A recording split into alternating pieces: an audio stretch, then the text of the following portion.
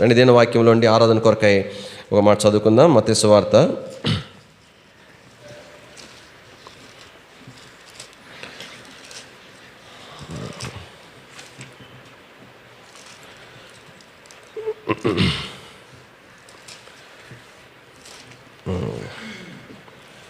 21వ అధ్యాయం. మత్తయి సువార్త 21వ అధ్యాయము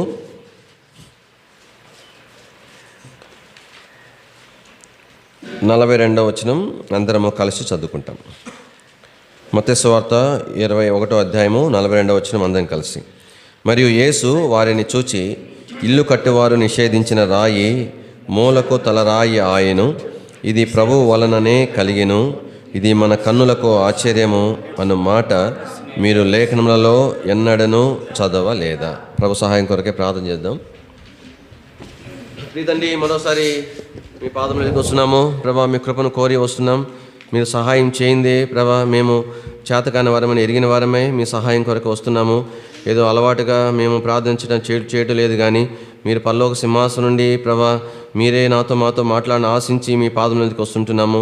ప్రేమ మాతండి, మీ యొక్క మాటలు మాత్రమే నిత్యజీవ మాటలని క్షేమాన్ని ఇవ్వగలవని ఎరిగిన వారమై మీ పాదముల దగ్గరికి వస్తుంటున్నాము ప్రభా. నిత్యం మాతండి దేవా, ఎవరి నోట ప్రభా ఆ మాటలు వచ్చినప్పుడే కూడా ప్రభా నిత్యం మాతండి దేవా మైకు హారంలో వచ్చిన మాటల వల్లే మాత్రమే నిలబడే దాసుడు ఉండాలని ఆశించి ప్రార్థన చేస్తుంటున్నాము. ప్రేమ మాతండి దేవా, మీకు వాక్యం మీరు మాకు అనుగ్రహించవలసిందిగా ప్రార్థన చేస్తుంటున్నాం ప్రభా. తండ్రి, యాకోబునకు ప్రభా మీరు వాక్యంను అనుగ్రహించినారు, అలాగా ఎవరికి కూడా మీరు దయచేయలేని రాయబడినారు. ఈ చివరి దినాలలో మాకు కూడా మీ వాక్యం అనుగ్రహించిన దాన్ని బట్టి స్తుతిస్తుంటున్నాం. మీటు సమయం దీవెనకరంగా చేయము, చదువు లేఖన భాగం దీవించము. మీ సన్నిధికి రాగల వారందరిని బట్టి కూడా స్తోత్రములు. మీ ఏర్పాట్లో మీరబా మీ రక్తం చేత విమోచించబడిన మీ ప్రజలు, మీ స్వాస్థ్యము, మీ జనాంగమైనటువంటి మీ జనులు ప్రభా తండ్రి, మార్గ మధ్యలో ఎవరైతే ఉంటున్నారో ప్రభా ఏ రకాలైన ప్రయాణ సాధనములు ప్రభా తండ్రి కొరకై వేచిన వారు ఉంటున్నారు, ఇబ్బందికర పరిస్థితుల్లో ఉంటున్నారో దయతో సహాయపడుతురండి. శత్రువు కనబడి చేసే కార్యములన్నీ కూడా, కనబడకుండా కూడా చేసే కార్యములన్నీ కూడా విశ్వాసంతో ప్రాణంలో బంధిస్తుంటున్నాం. సమృద్ధి అయిన మీ కృప, తెరవని ఆకాశము ప్రభా మీ యొక్క సన్నిధిని మీరు మాకు సమృద్ధిగా అనుగ్రహించవలసిందిగా ప్రార్థన చేస్తూ మహిమా ఘనత ప్రభావాలు మీకు ఆరోపిస్తూ యేసు ప్రభువారి యొక్క శ్రేష్టమైన ఘనమైన ఉన్నతమైన పరిశుద్ధమైన నామంలో స్తుతించి ప్రార్థించి మహిమపరిచి అడిగి వేడుకుంటున్నాం తండ్రి, ఆమేన్. ఆరాధన వర్తమానం సహోదరునికి చెప్పినాను. ఆయన ఇప్పుడు 3వసారి ఏదో కొంక చెప్తారు. ఆయన అది తగ్గింపు కాదు, అది ఒక రకమైన అవిధేయత. కానీ ఎప్పుడైనా దేవుడు అవకాశం ఇచ్చినప్పుడు మనమైతే పోగొట్టుకోకూడదు. సరే, ఏమైనప్పటికీ కూడా దేవుని వాక్యంలో 21వ అధ్యాయం మత్తయి సువార్తలో చూస్తుంటున్నాం 42వ వచనంలో, మరియు యేసు వారిని చూచి. ఇక్కడ ఒక ప్రవచనం యేసుక్రీస్తు వారికి గురించిన ప్రవచనం ఉన్నట్టుగా చూస్తుంటున్నాం. మనం ఇక ఈ దినాలలో ఆరాధన కొరకై ప్రభువుని గురించిన ప్రవచనాలు కొంతమేర ధ్యానం చేస్తుంటున్నాం. ఇక్కడ ఆ ప్రవచనం ఏంటయ్యానంటే, ఇల్లు కట్టువారు నిషేధించిన రాయి మూలకు తలరాయి ఆయను, ఇది ప్రభు వలననే కలిగెను, ఇది మన కన్నులకు ఆశ్చర్యము. కాబట్టి దీని యొక్క వాక్యం ఏం సెలవిస్తూ ఉంది? కానీ ఇల్లు కట్టేటువంటి వారు అని చెప్తున్నాడు. ఇల్లు కట్టేటువంటి వారు ఎవరయ్యా అనంటే, కానీ దేవుని యొక్క ప్రజలను దేవుని కొరకు సిద్ధపరచుడు కొరకై ఆధిక్యత ఇవ్వబడినటువంటి వారు. అది ఆయన ఇల్లు, ఆయన పని. అయితే ఆ ఇంటి కట్టించేటువంటి యజమానుడు ఒక ఆయన ఉంటాడు కాబట్టి, ఆయనే కూలి పని బేల్దాల పని అన్నీ చేయలేడు కాబట్టి, ఆయన కొందరిని ఆ పని కొరకు నియమించిన రీతిగానే దేవుడు తన ప్రజల కొరకై ప్రభు కొందరిని నియమించి ఆయన పనిని వారి ద్వారా ఆయన జరిగించుకుంటూ ఉంటున్నాడు. అయితే ఈ కట్టేవారు ఏం చేస్తున్నారంటే ఒక రాయిని వాళ్ళు ఏం చేశారంటే దానిని నిషేధించేసినారు. నిషేధించడం అంటే ఆ రాయిని తృణీకరించేసినారు. ఆ రాయిని లెక్క చేయలేదు. ఆ రాయిని గౌరవించడం తరిగారు కదా. ఆ రాయి పనికిరాని రాయి అని అన్నట్లుగా ఆ రాయి విషయమే వేయించినారు. సరే, ఎవరైనా సరే ఒక ఇంటిని కట్టేటప్పుడు ఒక రాయి పనికిరాదు అన్నప్పుడు అది నిజంగానే పనికిరాదు కాబట్టి ఆ పనివాడు అది పనికిరాదని ఎంచుతాడు. అలాంటప్పుడు ఆ రాయి ఏం చేయబడాలా? తీసి పారవేయబడాలా. అది దేనో వాక్యంలో చూస్తే వాస్తవానికి ఆ రాయి పనికిరాని రాయి కాదంట. వారు తృణీకరించినారు. ఆ తృణీకరించబడిన రాయి వాస్తవానికి పనికిరాని రాయి అయితే తృణీకరించబడవలసిందే. కానీ ఆ రాయి ఏమి రాయి అంట చెప్పండి? మూలరాయి అనే మాట జ్ఞాపకం చేయబడతా ఉంది. అంటే చాలా ముఖ్యమైనటువంటి రాయి అని జ్ఞాపకం. అంటే ఈ కట్టేటువంటి వారి కొరకైన సామాగ్రి అన్నీ కూడా యజమానుడు ఇచ్చి ఉండగా వాటిలో ఒక రాయి ప్రాముఖ్యమైన రాయి అయ్యుండగా వాళ్ళు ఆ రాయిని ప్రాముఖ్యమైన రాయిగా ఎంచలేదు సరిగదా. వారు ఆ రాయిని ఏం చేస్తారంటే తృణీకరించి వేసినారు. దినవాక్యంలో అందుకనే ఇక్కడ తర్వాత ఏమన్నాడు, ఇది ప్రభు వలననే కలిగెను. అంటే ప్రభు వల్లనే కలిగినంటే అర్థం ఏంటి? తర్వాత కింద ఏమన్నాడు, ఇది మన కన్నులకు ఆశ్చర్యం. ఇది ఎట్లా వీలవుతుంది? అది అమూల్యమైన రాయి అయినప్పుడు, విలువైన రాయి అయినప్పుడు అది ముఖ్యమైన రాయిగానే ఉండాలి కదా. అలా కానప్పుడే కదా అది తృణీకరించబడింది.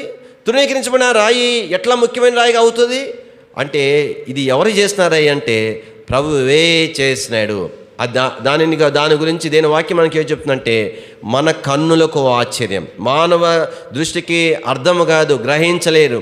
ఒకవేళ నిజంగా కనుక వారు వారు వారు వాస్తవికంగా రాయిని గుర్తించగలిగితే ఎంతో ప్రాముఖ్యమైన రాయిగా ఎంచాలా. అయితే వారు వాస్తవానికి ఆ రాయి వారి దృష్టికి అది తృణీకరించవలసిన రాయి వలె కనిపిస్తూ వచ్చింది. అలాంటి రాయిని అమూల్యమైన రాయిగా దేవుడు సిద్ధపరిచిన వాడిగా మనము చూస్తూ ఉంటున్నాం. దేవుని వాక్యంలో మనం జ్ఞాపం చేసుకుంటూ వచ్చినప్పుడు ఏవైతే కట్టడాలు కట్టబడేటువంటి సందర్భంలో కొన్ని రాళ్ళు ఒక రాయిని మాత్రము చాలా ప్రాముఖ్యమైన రాయిగా సిద్ధపరుస్తారు. అంటే అది అడుగున పునాదులు వేసే రాయి కాదు. అంటే పునాది వేసేటప్పుడు లోపల చిన్నగా వేస్తారనమాట. ఆ రాయి కాదు. ఒక పెద్ద ధనవంతులు రాజభవనాలు కట్టేటువంటి వారు ఆ భవనాన్ని కట్టే సందర్భంలో ఒక రాయి ప్రాముఖ్యంగా అమర్చబడుతుంది. అంటే ఆ యొక్క ఇంటి ఘనతకు తగిన రీతిగా ఆ రాయి అమర్చబడుతుంది. అంటే ఈ దినాలలో ఏంటి, మనకు సిమెంట్ వచ్చింది, రాళ్ళని కనబడకుండా ప్లాస్టింగ్ చేసేస్తున్నాం. ఒకప్పుడు ఇలాంటి సదుపాయం లేదు. మరి ఇప్పటికి కూడా బ్రిటిష్ కాలంలో కట్టిన ఇల్లు, ఆ యొక్క కట్టడాలు చూడండి, కలెక్టర్ ఆఫీస్లో కొన్ని ఉంటాయి పాత కట్టడాలు, ఆ రాళ్ళన్నీ కనబడతా ఉంటాయి. అందుకని కొంతమంది న్యాచురల్గా ఉండాలని ఆ రాళ్ళ షేప్లో వచ్చేటువంటి సిమెంట్ రాళ్ళు తయారు చేసుకొని రాళ్ళు పెయింట్ కూడా వేసుకుంటారు. ప్రారంభం అట్లా ఉండే. అందుకని అన్ని రాళ్ళలో కూడా ఆ కట్టడానికి తగిన రీతిగా ప్రత్యేకమైనటువంటి ఒక రాయిని వారు సిద్ధపరిచేవారు. ఆ రాయి ఆ యొక్క భవంతిలోనికి వెళ్ళినప్పుడు చాలా ప్రత్యేకంగా కనబడేది. ఆ రాయి ఎలాగుండేదంటే ఆ ఇళ్ళంతటిలో ఆ రాళ్ళన్నీ కనబడుతూనే ఉండే. ఆ రాళ్ళన్నింటిలో కూడా చాలా శ్రేష్టమైనదిగా ఆ రాయి కనబడేటట్లుగా ఆ రాయిని అక్కడ నిర్మించేటువంటి వారు. యెరూషలేము మందిరము సొలొమోను కట్టే సందర్భంలో కూడా రాళ్ళు ఎలాంటి రాళ్ళతో ఆ యొక్క మందిరం కట్టబడింది? దేని వాక్యంలో గొప్ప రాళ్ళతో కట్టబడిందని రాయబడింది. ఆ యొక్క కట్టబడినటువంటి ఆ రాళ్ళు పెద్ద రాళ్ళు అన్నమాట. పెద్ద రాళ్ళు. ఆ రాళ్ళు ఏమి రాళ్ళు? సిద్ధపరిచి అక్కడ ఏ పనిముట్టు శబ్దం వినబడకుండా ఉండు కొరకై ఎక్కడో దూరంలో సిద్ధపరిచి తీసుకొని వచ్చి మరి ఆ యొక్క మందిరాన్ని కట్టినారు. అది గొప్ప రాళ్ళుగా దేని వాక్యం రాయబడి ఉంటుంది. మొదటి రాజుల గ్రంథము 6వ అధ్యాయం. రాజుల మొదటి గ్రంథం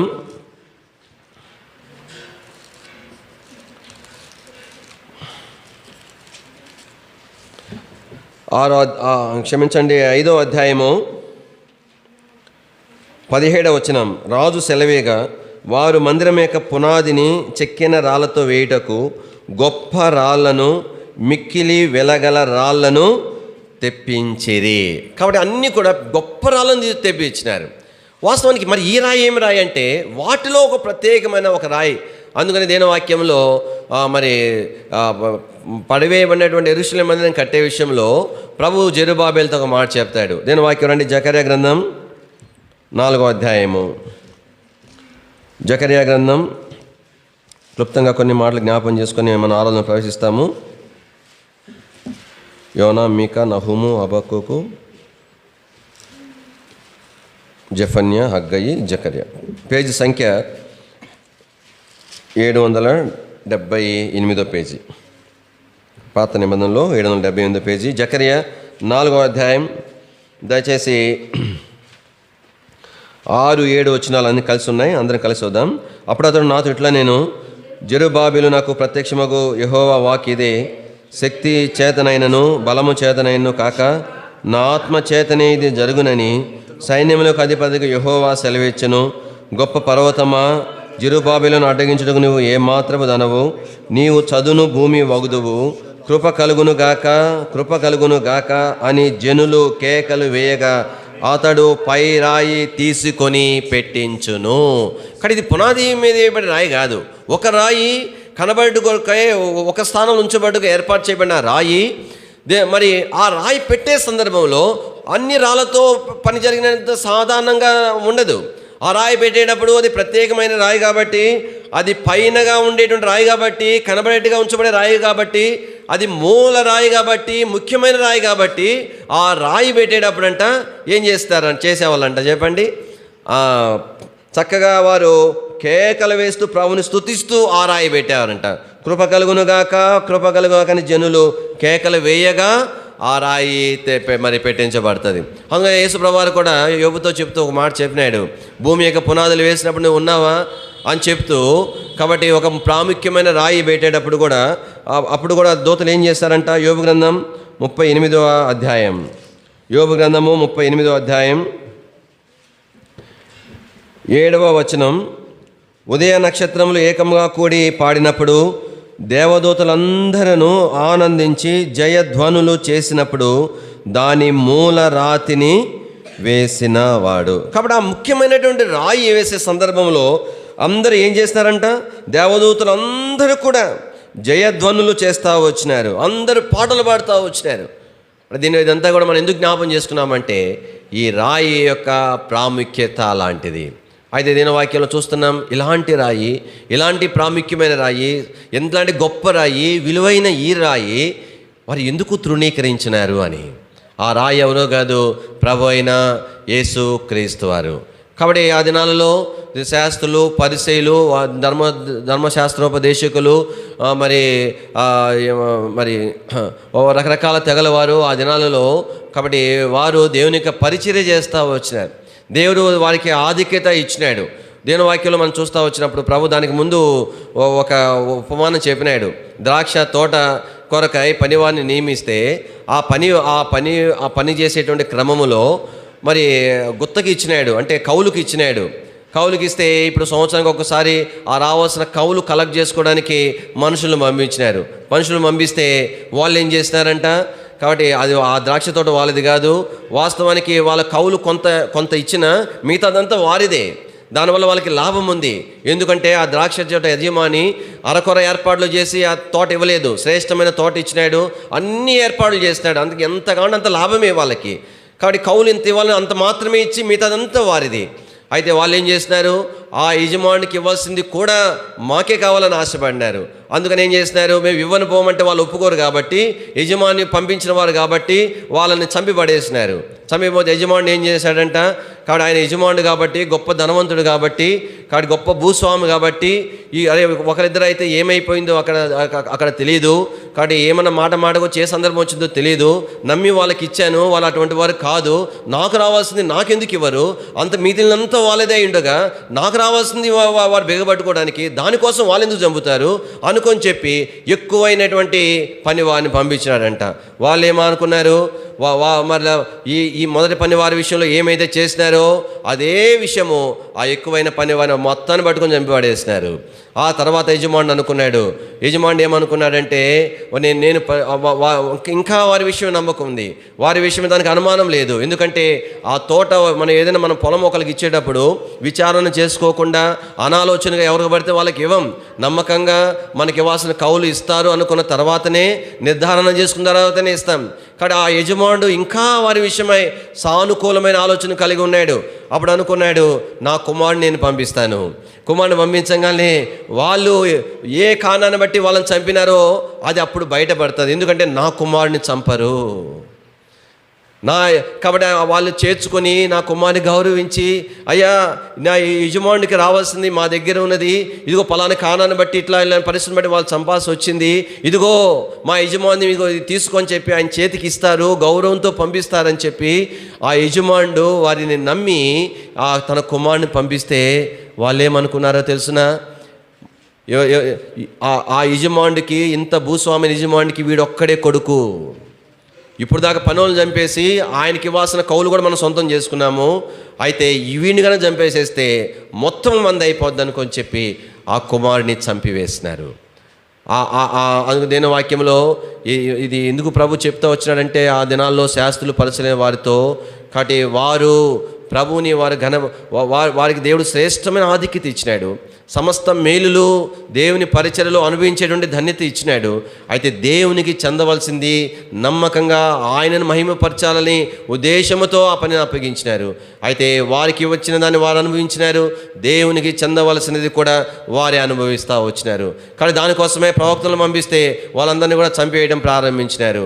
చివరికి తన ప్రియ కుమారుడైన ప్రభువైన యేసుక్రీస్తు వారిని వారి కొరకై పంపించినాడు, కానీ ఆయనను కూడా వారు చంపివేసినారు. కాబట్టి ఎందుకంటే ఆయనను ఎందుకు చంపినారు? ఆయన యజమాని కుమారుడిగా వాళ్ళు ఎంచలేదు. ఆయన ఎలాగ ఎంచారంటే దేని వాక్యంలో మనం చదివిన మాట ఏ మాట చదివాం? 21వ అధ్యాయంలో నిషేధించిన రాయిలాగా ఆయన ఎంచారు. కానీ ఆయన దేవుని యొక్క కుమారుడిగా ఎంచలేదు. అలాగా ఎంచే ఉంటే ప్రభువైన యేసుక్రీస్తు వారిని ఆ క్రూరమైన శిలువకు వారు వేసి ఉండేవారు కాదు. ఆయన బాధ పెట్టి ఉండేవారు కాదు. గౌరవించేవాళ్ళు, ఆయన ఆరాధించేవాళ్ళు, ఆయన పూజించేవాళ్ళు, మా కొరకు వచ్చిన మెస్సియాని ఆయన గణపరిచేటువంటి వారు. అదేను వాక్యంలో. కాబట్టి వారు ఆయనను ఎలాగెంచినారంటే నిషేధించబని వాని వలె ఎంచినాడు. అందుకనే ఆయనను ఎట్లా చూసినారు? వాళ్ళు తృణీకరించినారు, ఆయనను అవమానపరిచినారు. ఆయనను ఎంతగా తృణీకరించినారంటే వాడు దయ్యం పట్టినవాడు అని అన్నారు. ఆయన ఏమన్నారు? ఏమంటారంటే దయ్యం పట్టినవాడు అన్నారు. తర్వాత అంటే మనిషి కుమారుడు తినుచు తాగుతున్న దాన్ని బట్టి ఏమన్నారు? తిండిపోతున్నారు. అది కాబట్టి దయ్యాలు ఎలగొట్టిన దాన్ని బట్టేమో వీడు దయ్యాలందరికీ అధిపతి, వీడు దయ్యం పెద్ద దయ్యం పట్టినాడు కాబట్టి చిన్న దయ్యాలు ఎలగొడుతున్నాడు అన్నారు. కాబట్టి ఈయన అన్నము అంటే ఆహారము సమృద్ధిగా తినట్లేదు కాబట్టి ఆయన పట్టుకొని ఏమన్నారు? ఎక్కువ అంటే కడుపారుగా భోజనం చేస్తున్నాడు కాబట్టి యేసుప్రభువు వారు తిండిపోతాడు అని అన్నారు, తిండిపోతున్నారు. కాబట్టి యేసుప్రభువు వారిని ఎంతగా వారు తృణీకరిస్తూ వచ్చినారు.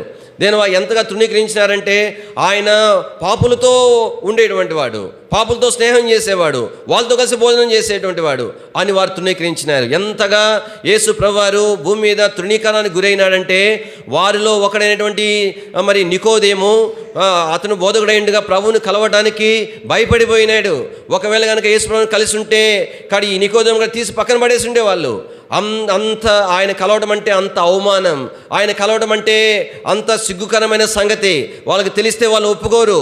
అందుకని రాత్రి పూట రహస్యముగా యేసుప్రభుని నికోదేము కలిసినాడు. అంతగా యేసుప్రభువారు తృణీకరించబడినాడు. దినవాక్యంలో మన ఆరాధనకు వెళ్ళే ముందుగా కాబట్టి ప్రభువైన యేసుక్రీస్తు వారిని మనం ఏం చూస్తున్నామంటే ఆయన నిషేధించబడిన రాయిగా మనం చూస్తూ ఉంటున్నాం, తృణీకరించబడిన వాడిగా మనం చూస్తూ ఉంటున్నాం.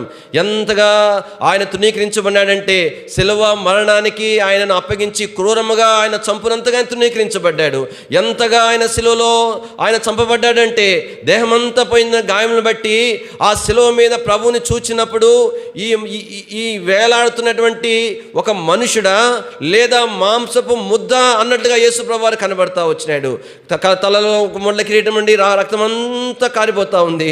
అనేకులు ఒకరిని చూచి ఒకరు వేసిన ఉమ్మి ముఖం మీద అది అట్లనే దాని యొక్క ఆనవాళ్ళు కనబడి కారిపోతూ ఉన్నాయి. చంప వెంట్రుకలు పెరుగుని బట్టి ఇక్కడంతా కూడా రక్తం వచ్చేస్తూ ఉంది. కాళ్ళలో నుండి రక్తం, చేతుల్లో నుండి రక్తం అట్లా కారిపోయి దేహం అంతా వచ్చేస్తుంది. ఈ చేతి మీద నుండి రక్తము, తల మీద నుండి రక్తము, దేహమంతా రక్తమయమైపోయింది. ఎట్లా ఉందంటే ఎవరైనా సరే కనుక చూడటానికి సాహసించలేకపోయినారు. చూచి నేరుగా ఆయన చూడటానికి ఇంపితంగా లేదు, తల దిప్పుకున్నారు. మనుషులు చూడ నొల్లని వాడుగా అయిపోయినాడు. చూడలేనంత క్రూరమైన విధానంలో యేసుప్రభువు వారు నీ కొరకై నా కొరకై ఆయన శిలువలో వ్రేలాడినాడు. యెషయా గ్రంథము 53వ అధ్యాయం, యెషయా గ్రంథము 53వ అధ్యాయం. యేసుప్రభువు వారు ఎంతగా ఆయన శ్రమ అనుభవించినాడు అనేటువంటిది మనకు ఇక్కడ జ్ఞాపకం చేయబడుతుంది.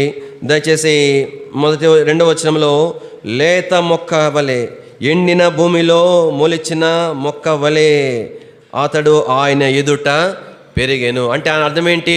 సిలువలో పొందిన మరణమే కాదు, భూమి మీద జీవించిన దినాలన్నీ కూడా ఎంతో కష్టదాయకంగా ఆయన బ్రతికినాడు. ఎంతో శ్రమలతో, ఎంతో దుఃఖముతో, ఎన్నో ప్రతికూల పరిస్థితుల్లో ఆయన పెరుగుతూ వచ్చినాడు. ఎట్లా పెరిగినాడంట? ఇక్కడ ఒక ఉదాహరణ చెప్తా ఉన్నాడు యెషయా ప్రవక్త. ఎండిన భూమిలో లేత మొక్క అంటే అప్పుడే మొలిచినటువంటి మొక్క ఏదైతే ఉంటుందో, ఇప్పుడు పెద్ద చెట్టు, కొబ్బరి చెట్లు ఉన్నాయి చూడండి మనకు వెనకాల, మనం నీళ్లు పోసినా పోయిపోయినా పచ్చగానే ఉంటాయి. ఎందుకు పచ్చగా ఉంటాయి? వాటి ఏర్లు లోపలికి ఉంటాయి కాబట్టి, పైనుండి నీళ్లు పోసినా పోయిపోయినా లోపల నుండి ఆ తడిని తీసుకొని ఆ తడిని మట్టిలో ఉన్నటువంటి ఆహారం తీసుకొని పచ్చగా ఉంటాయి. అది చిన్న మొక్క అట్లా కాదు. చిన్న మొక్కకి కనుక నీళ్లు పోయకపోతే దానికి ఏమందదంటే ఆహారం అందదు. అంటే మనకు గాలి అందకపోతే, సరిగా ఆహారం లేకపోతే నీరసించిపోతామో, వడలిపోతామో. అట్లాగా యేసుప్రభువు వారు భూమి మీద పెరిగినాడు. లేత మొక్క కనుక నీళ్ళు లేకపోతే, ఎండిన భూమిలో ఉంటే అది ఆహారం తీసుకోలేక, చావలేక, బతకలేక అట్లాగా అల్లాడిపోతుందో అలా ప్రభు. అందుకని 3వ వచనం చూడండి, అందరము కలిసి చదువుకుందాం.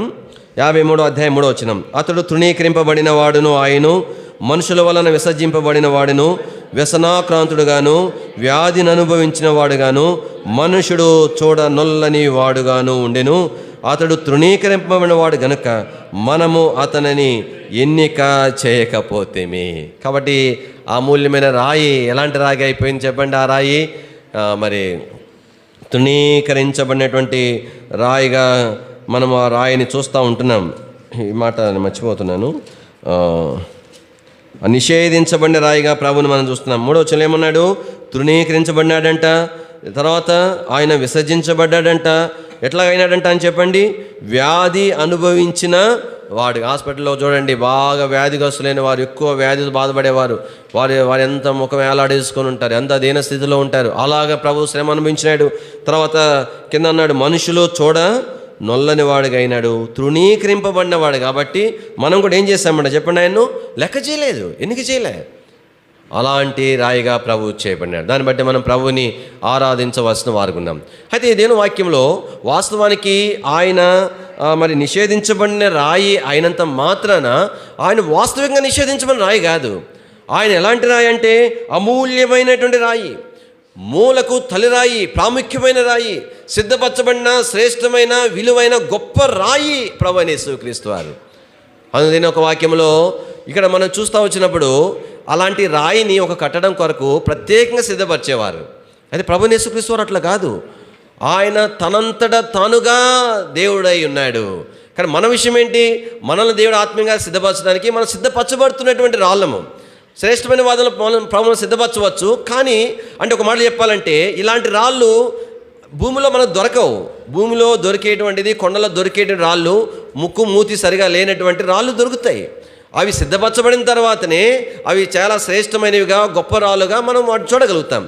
అదే మనం ఎవరమైనా ప్రభువును సిద్ధపరిస్తే మనం సిద్ధపరచబడిన వారమే. కానీ అది యేసు ప్రభువారు తనంతట తానుగా పరిశుద్ధుడైనటువంటి దేవుడు. అందుకని ఎబ్రీ రాసిన పత్రికలో మనకు జ్ఞాపకం చేయబడుతూ ఉంది, మనం ఆరాధించేటువంటి ప్రభు ఆయన ఎటువంటి వాడు అనేటువంటిది మనకు జ్ఞాపకం చేయబడుతుంది. ఎబ్రీ రాసిన పత్రిక దయచేసి 7వ అధ్యాయం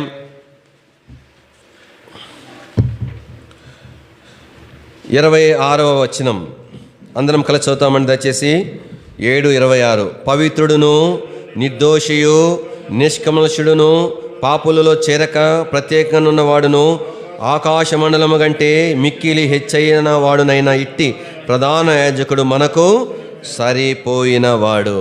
ఇట్టి ప్రధాన యాజకుడు మనకు తగినవాడు. అందిన వాక్యంలో కాబట్టి ఆయన పవిత్రుడు, నిర్దోషి, నిష్కల్మషుడు, పాపుల్లో చేరక ప్రత్యేకంగా ఉన్నటువంటి వాడు. ఇంకా ఆయన ఎలాంటి వాడు? తిమోతికి రాసినటువంటి అపోస్తలుడైన పౌలు తిమోతికి వ్రాసినటువంటి పత్రిక 1 తిమోతి 6వ అధ్యాయము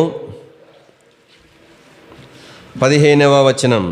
శ్రీమంతుడును అద్వితీయునకు సర్వాధిపతి యుక్త కాలమందు ఆ ప్రత్యక్షతను కనబచ్చును. ఆ సర్వాధిపతి రాజులకు రాజును, ప్రభువులకు ప్రభువునే. అక్కడ మనం సేవించేటువంటి ప్రభు ఆయన ఆయన అంటే ఏమంటారు, విలువ లేనివాడిగా ఉండి సిద్ధపరచిన వాడు కాదు, తనంతట తానే విలువైనటువంటి మన ప్రభు. ఆయన పవిత్రుడు, నిర్దోషి, నిష్కల్మషుడు మాత్రమే కాదు, కానీ ఆయన రాజులకు రాజు, ప్రభువులకు ఆయన ప్రభు. 16వ వచనం అందరం కలిసి చూద్దామండి. సమీపింపరాని తేజస్సులో ఆయన మాత్రమే వసించుచు అమరత్వము గలవాడై ఉన్నాడు. మనుషులలో ఎవడనూ ఆయనను చూడలేదు, ఎవడనూ చూడనేరడు. ఆయనకు ఘనతయు శాశ్వతమైన ప్రభావమును కలిగి ఉండుగాక. ఆమేన్. కాబట్టి ఎలాంటి స్థానం మన ప్రభువుదంట? సమీపింపరాని తేజస్సు. ఎవరైనా సమీపించలేరు, అంత ప్రకాశమానమైనటువంటి వాడు. అలాగా సమీపించలేరు కాబట్టి ప్రభువుని ఆరాధించడానికి ప్రత్యేకమైన ఒక తెగవారు పరలోకంలో వాళ్ళ డ్యూటీ కేవలం ప్రభువుని ఆరాధించడానికి. అంటే దూతల్లో కూడా రకరకాలైనటువంటి వాటి కొరకు ఏర్పాటు చేయబడిన వారు ఉంటారు. వర్తమానం తీసుకుని వెళ్ళడానికేమో గాబ్రియల్ లాంటి దూతలు, యుద్ధాలు చేయడానికేమో మరి మిఖాయిల్ లాంటి దూతలు. అప్పుడు అట్లాగనే ప్రభువుని ఆరాధించడానికి కానీ ప్రత్యేకమైన దూతలు. వాళ్ళు ఏ దూతలంట? గొప్ప దూతలను రాయబడింది. అది దేని వాక్యంలో వాళ్ళకున్న పేరు చెప్పండి? శరాపులు అని రాయబడింది. ఆ శరాపులైన గొప్ప దూతలు మిగతా దూతల కంటే వారు శ్రేష్టమైన వారు, గొప్పవారు.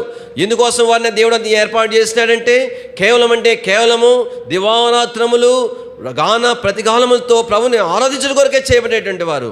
ఆ దూతలు దేవుని సముఖంలో ఆరాధించే క్రమములో ఆ యొక్క తేజస్సుకు కొంత దూరంలో ఉండి వారు ఆరాధిస్తున్నప్పటికీ కూడా ఆ తేజస్సును, ఆ పరిశుద్ధమైన ఆ గొప్ప దూతలు కూడా వారు చూడలేకపోతా వచ్చినారు. సమీపానికి పోలేకపోవడం సరిగదా, వారు నేరుగా ఆ తేజస్సును చూడలేకపోతా వచ్చినారు. అందుకనే వారి కొరకై 6 రెక్కలు ఏర్పాటు చేయబడ్డాయి.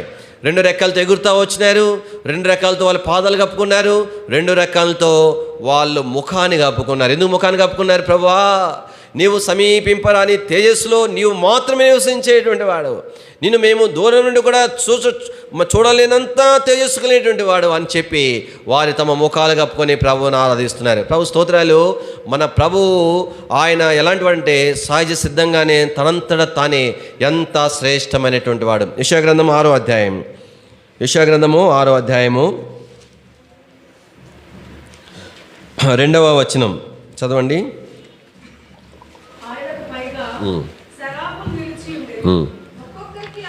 ఒక్కొక్కరికి 6 లెక్కలుండెను. ప్రతివాడు తన 2 రెక్కలతో తన ముఖమును,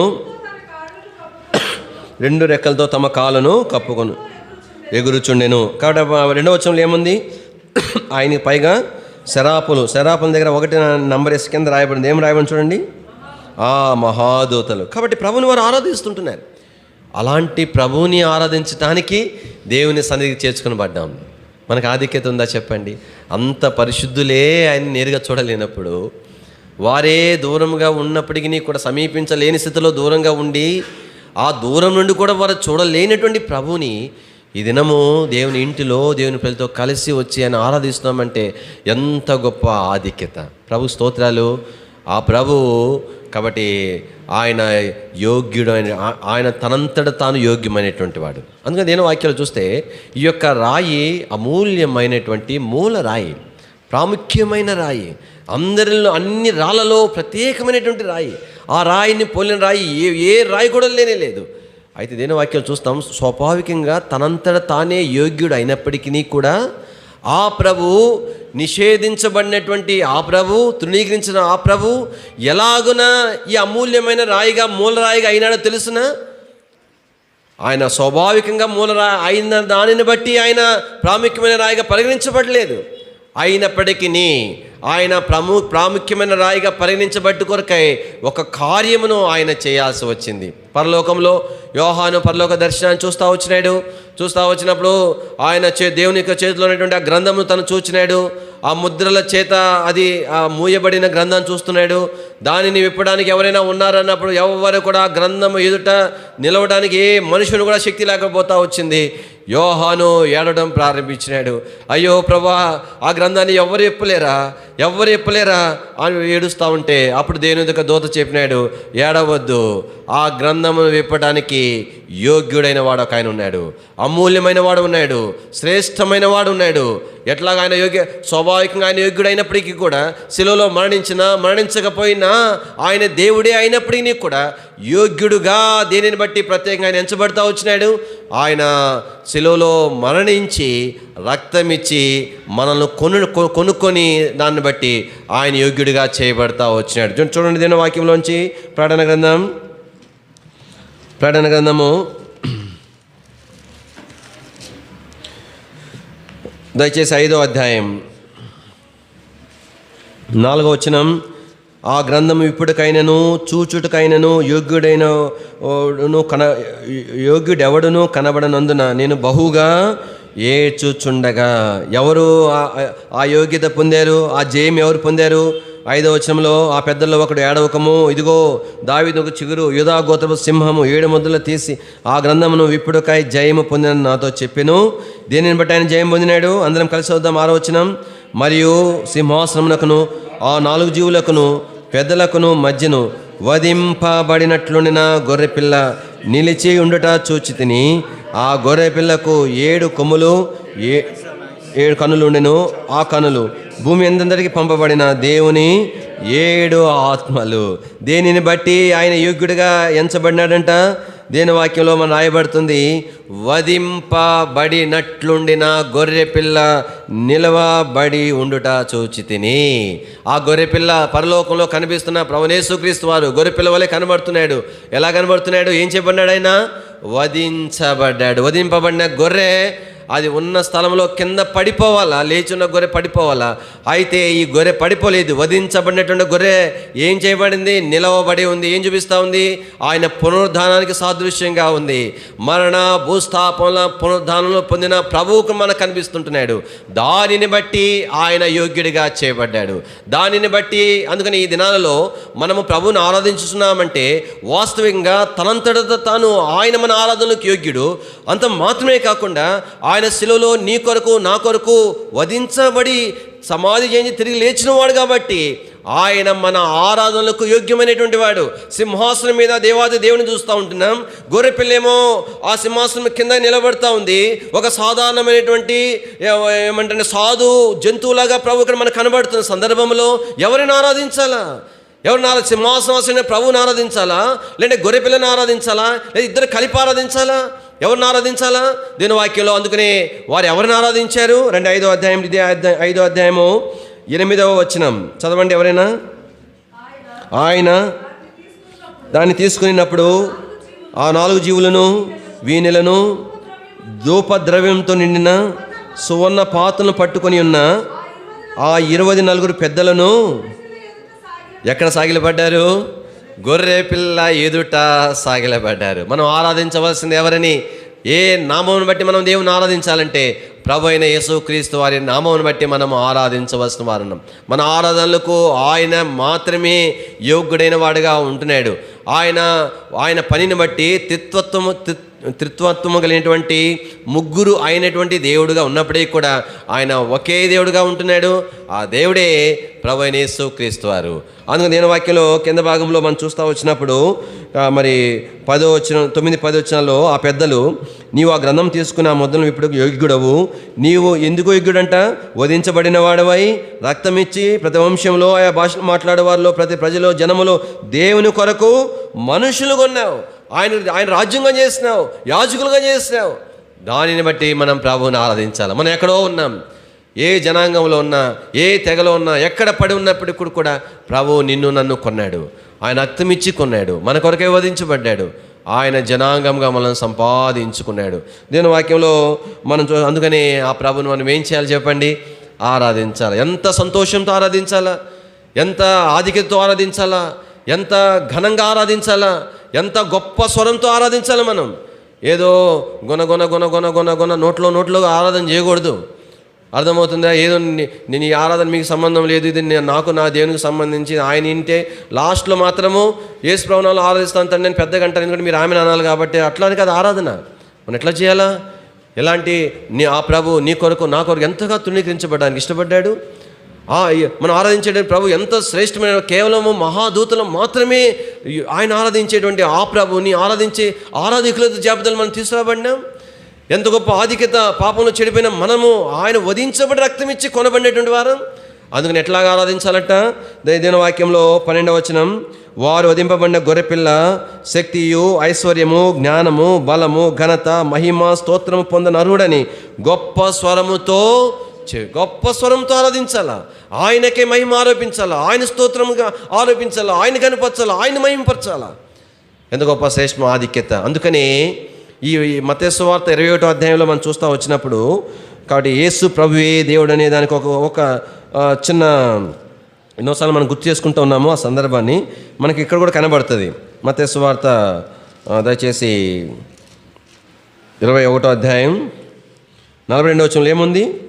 ఇల్లు కట్టువారు నిషేధించిన రాయి మూలకు తలరాయను. తర్వాత ప్రభు అనే మాట ఎట్లా ఉంది చెప్పండి మీ బైబిల్లో? ప్రభు అనే మాట ప్రత్యేకంగా ఉందా లేదా? మాట్లాడండి. ప్రత్యేకంగా ఉందా లేదా? అంటే మిగతా లెటర్స్ కంటే ప్రభు అనే మాట కొంచెము తిక్కుగా ఉందా, అంటే పెద్దగా ఉందా? ఉంది. మరి చెప్పలే ఆ మాట చెప్పడానికి పెద్దగా ఉందా లేదా? ఎందుకు పెద్దగా ఉంది? ఈ మాట అనేటువంటిది ఈ భాగం ఎక్కడుంది? పాత నిబంధనలో ఉన్న భాగం, ప్రభువు యేసుక్రీస్తు వచ్చిన ప్రవచనం. ఇదే భాగము అక్కడ ఏమని రాయబడిందో మనం చూద్దాం. ఇది ఇట్లానే పెట్టుకోనండి. 118వ కీర్తనలు ఇట్లా ప్రతి సందర్భంలో కూడా మనము నమూనాలు చూడొచ్చు. కాబట్టి రకరకాల దుర్బోధలు ఉన్నాయి. కాబట్టి ఎవరైనా అట్లా మనం ఎవరిని వాదించలేము, ఎవరిని ఒప్పించలేము. కాకపోతే నిజంగా అక్కర ఉన్నది తెలియక అట్లా ఉన్నారన్నప్పుడు అలాంటి వారికి మనం సహాయపడ్డ కొరకై ఇలాంటి విషయాలు మనం నేర్చుకోవటం అనేది మంచిది. 118వ కీర్తన 22వ వచనం, ఇల్లు కట్టువారు నిషేధించిన రాయి మూలకు తలరాయను. 23వ వచనము, ఇది యెహోవా వలన కలిగినది. ఇక్కడేముంది? ఇది ప్రభు వలననే కలిగిన. అక్కడేముంది? అంటే యెహోవా అనే పదము దగ్గర ఇక్కడ ఏమని తర్జుమా చేసినారు? ప్రభువు అని తర్జుమా. అంటే యెహోవా అంటేనే యేసు ప్రభు, యేసు ప్రభు అంటేనే యెహోవా. మన దేవుని పూర్తి పేరు ఏంటి? యేసు క్రీస్తు ప్రభువు అనేది యేసు ప్రభు యొక్క పూర్తి పేరు, ఆయన నామం, పూర్తి నామం అది. కాబట్టి దీని వాక్యంలో ఆ ప్రభుని మనం ఆరాధించడానికి చేరి వచ్చిన వారిగా ఉంటున్నాం. దేన్ని బట్టి ఆరాధించాలా? ఆ ప్రభు నీ కొరకై నా కొరకై నిషేధించబడిన వాడుగా అయినాడు. రెండవది దేన్ని బట్టి ఆరాధించాలా? ఆయన అమూల్యమైన వాడు, విలువైన వాడు, శ్రేష్టమైన వాడు. అది మాదిరే కాదు, ఆయన నీ కొరకు నా కొరకు ప్రాణం ఇచ్చినవాడు. దానిని బట్టి పరలోకంలో అన్ని నామముల కంటే త్రిత్వత్వంలో కూడా శ్రేష్టమైన నామం పొందిన వానిగా ప్రభుని చూస్తున్నాం. దాన్ని బట్టి మనం ప్రభుని ఆరాధించబద్దులం. తర్వాత ఇంకొక మాట నేను జ్ఞాపం చేసి ఆరాధనలో ప్రవేశిద్దాం. దీని వాక్యంలో మరి ఆ రాయి ఎలాంటిదంటే చూడండి, 21వ అధ్యాయం 44వ వచనం.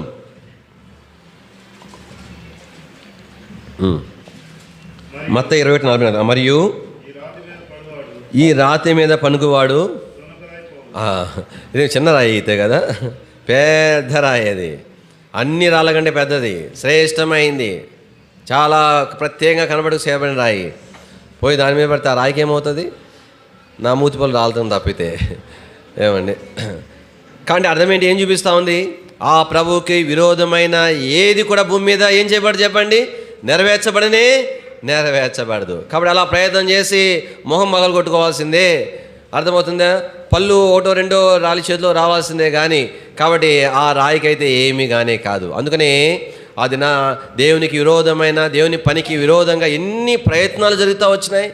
హిట్లర్ లాంటి వాడు, రకరకాలైనటువంటి వారు ఈ క్రైస్తవత్వం అనేటువంటిది, దేవుని పిల్లలు అనేటువంటిది భూమి మీద ఏ మాత్రం కూడా లేకుండా చేయాలని, యేసు ప్రభుని పేరు అని నమ్ముకోవాలని ఆలోచన ఇస్తేనే వెన్నులో వణుకు పుట్టాలని అనేకుల కళ్ళ ఎదుట రంపాలతో కోసి, అనేకుల కళ్ళ ఎదుట సింహాలకు వేసి ఇంత బాధ పెట్టినప్పటికీ కూడా అంటే దేవుని పిల్లలు అనేవారు భూమి మీద లేకుండా పోతారని అన్నా కూడా ఎవరు కూడా ఏమీ చేయలేకపోయినారు. కారణం ఏంటంటే ఆ రాయే అలాంటిది. అందుకనే ఆ దినాలలోనంట కీర్తనకారుడు రాసినాడు, అందరూ ఏకమైపోయినారంట. దేనికోసం ఏకమైపోయినారు? యేసు ప్రభు పనికి, యేసు ప్రభు పిల్లలకు, యేసు ప్రభుకి, ఆయన సేవకు విరోధముగా పనిచేయడానికి అందరూ ఏకమైపోయినారు. ఏమి ఏకమైనారు? ఆ ఊరోళ్ళు ఈ ఊరోళ్ళు కాదు, రాజులు ఏకమైపోయినారు. ఏలికలు, భూరాజులు అందరూ ఒకటైపోయినారు. వాళ్ళు అనుకున్నారు, ఈయన ఒక్కడేం చేయగలుగుతాడు, మనం అందరం కలిసినాం అని అనుకున్నారు. పోయి ఆయన మీద పడదాం, ఆయన లేకుండా చేద్దాం అనుకున్నాడు. హెరోదు అదే అనుకున్నాడు కదా. ఎందుకు రామాలో అంగలార్పు? కాడి చక్కగా క్యాలిక్యులేట్ చేసుకున్నాడు. యేసు ప్రభుకుంటే మహా ఎంత ఉన్నా కూడా 2 సంవత్సరాల లోపే ఉంటుంది. ఒక 2 సంవత్సరాలు మించి ఉంటే అని కనుక తను క్యాలిక్యులేట్ చేసుకుని ఉంటే 3 సంవత్సరాల లోపల చంపేసి ఉండేవాడు. అంటే యేసు ప్రభుకుంటే 5 నెలలు, 6 నెలలు, 2-3 నెలలు ఉంటాయి. కొన్ని నెలల తర్వాత తెలిసిందనమాట వాళ్ళు తప్పించుకుని పోయినారని. ఒకవేళ ఈయన అనుకున్నాడు అనమాట, 7 నెలలు ఉండొచ్చేమో, సంవత్సరం ఉండొచ్చేమో. అంటే ఏ మాత్రం కూడా యేసు ప్రభు తప్పించుకోకూడదు. అందుకని 2 సంవత్సరాలు ఎందుకు లెక్కేశాడంటే ఒక పొరపాటును కూడా ఆయన తప్పించుకోకూడదు అని అనుకున్నాడు. అమ్మయ్య అందరం జమించేసిన తర్వాత అనుకున్నాడు, సైనికులు వచ్చినారు, రాజా ఏ ఒక్క పిల్లవాడిని కూడా మేము మిగిలించలా అని చెప్తే సంతోషపడిపోయినాడు.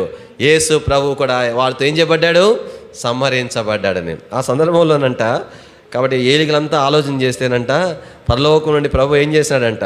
నవ్వుకున్నాడంట. అంతే కదండి. ఇప్పుడు నేను పోయి ఆ పెద్ద రాయి పోయి చూసుకొని నీ మీద పడతాను దెబ్బకి నువ్వేమైపోతాను పోయి పడితే మీరు చూసి ఏం చేస్తారు? పిచ్చోడ్లా ఉన్నాడు, నవ్వుకుంటారు. ఆ రాయికి ఏమవుతుందన్నా?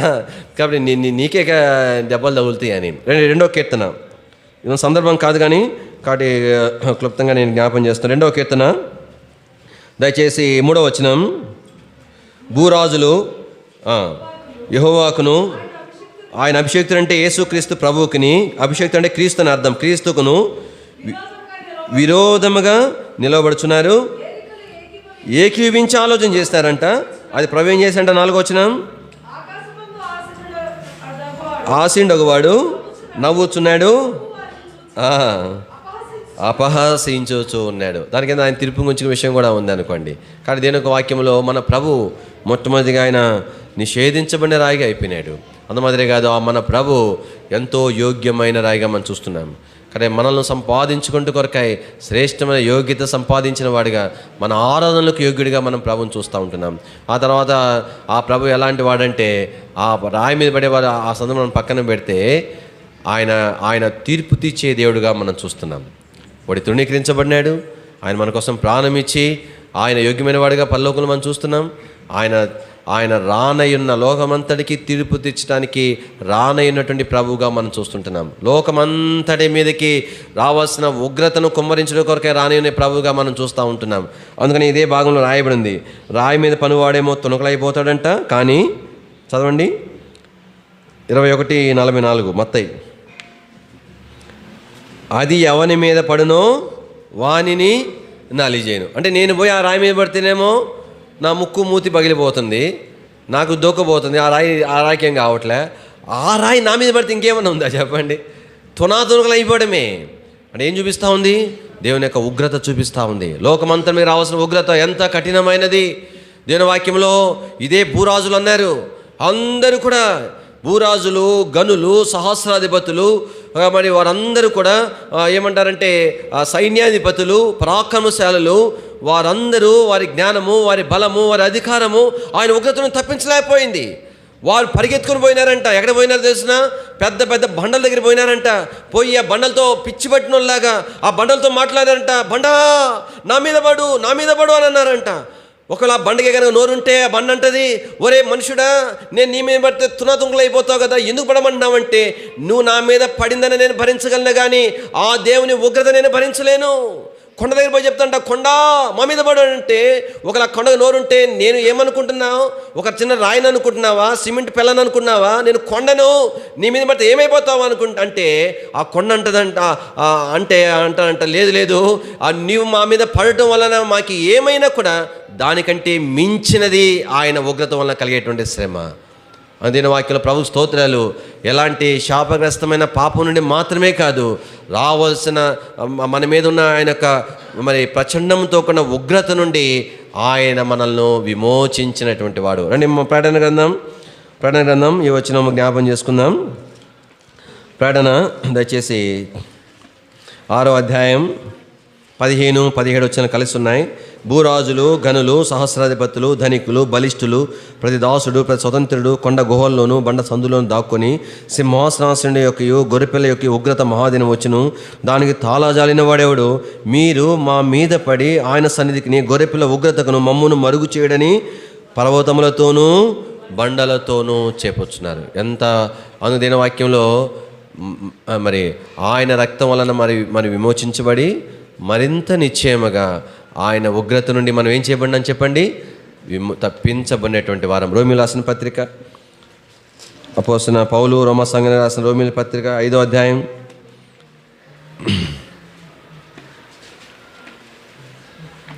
9వ వచనం అందరం కలిసి చూద్దాం. రోమా 5:9 అందరం కలిసి. కాబట్టి ఆయన రక్తం వలన ఇప్పుడు నీతిమంతుడుగా తీర్చబడి మరింత నిశ్చయముగా ఆయన ద్వారా ఉగ్రత నుండి రక్షింపబడదు. ఎంత శ్రేష్టమైన ఆధిక్యత! ఖచ్చితంగా దేవుని ఉగ్రత తప్పిపోయింది. ఆయన రక్తాన్ని బట్టి మనం రక్షించబడినాం, నీతిమంతులుగా ఆరాధకులుగా చేయబడినాం, ఆరాధించే ఆధిక్యతను రాబడినాం. మనం ప్రభు కొరకు ఏమి చేసే అవకాశం ఉన్నా లేకపోయినా, ఆధిక్యత ఉన్నా లేకపోయినా, అన్నిటికంటే మించిన ఆధిక్యత ఏంటంటే ఆయన ఆరాధించటమే. దానికి మించిన ఘనముగా ఎంచబడిన దాంతో సమానమైంది కానీ దాని ఏమంటారంటే కనీస సమీపానికి కూడా దేనిని కూడా మనము ఎంచలేం. ఏది మన కనుదృష్టికి ఇది ఘనమైందని అంటామో అదంతా కూడా ఆయన ఆరాధించడనే శ్రేష్టమైన దాని ముందు అవి ఏవి కూడా ఎన్నదగినవి కానే కాదు. అంత శ్రేష్టమైన ఆధిక్యత మనకు అనుగ్రహించినాడు. అందుకని నిత్యత్వంలో మనం ప్రభువుని ఏం చేయబోతున్నాం చెప్పండి? పరలోకంలో మన పని ఏంటి? ఆరాధించడమే. అదే నేను ఎంతసేపు ఆరాధన చేస్తాము, ఎంత సంతృప్తి ఉంటుందో, ఎంత సంతోషం, ఎంతసేపు ఆరాధించినా కూడా అంటే ఆరాధనలోనే నిజమైన సంతోషము నిత్యత్వం నుండి నిత్యత్వ కాలం వరకు అనుభవించడం కోసం మనం పరలోకానికి వెళ్ళబోతున్నాం. దానిలో నమూనానే కొన్ని మాటలతో మనం భూమి మీద ప్రభువుని ఆరాధించడం. ఈ తలం హృదయంలో ఉంచుకున్న వారమై మన ప్రభువుని మనము ఆరాధించి గణపరుస్తాం.